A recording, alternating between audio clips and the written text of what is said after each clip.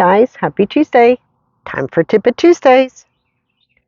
So, we're in the thick of open enrollment, and while I'm doing my consults with clients, I always want to make sure I touch on all their pain points, figure out what coverages they need. But one thing that a lot of people do not think about a lot is final expense insurance.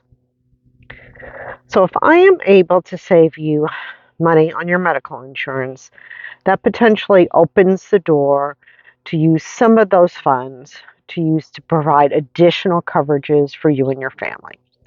That can be in the form of some gap coverage, which could be very important to help cover a deductible, out of pocket maximum if you have a major event, but also what happens if someone loses their life.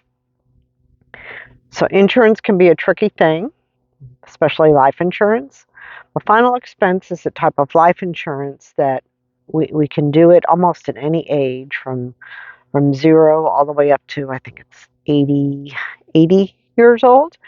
And, there's some amounts that we can't do once you get older, but even a small $10,000 policy for someone who's 80 years old could be beneficial to a family if they pass all the medical questions, because there are some medical questions. They don't require physical, which is nice, but we do have to go through some medical questions.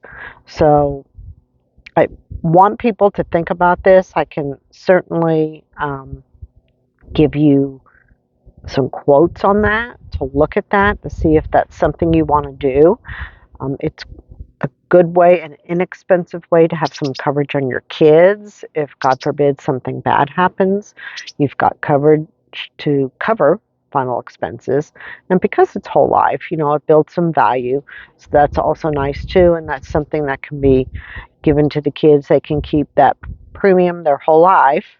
That's why it's called whole life. The premium stays the same their whole life.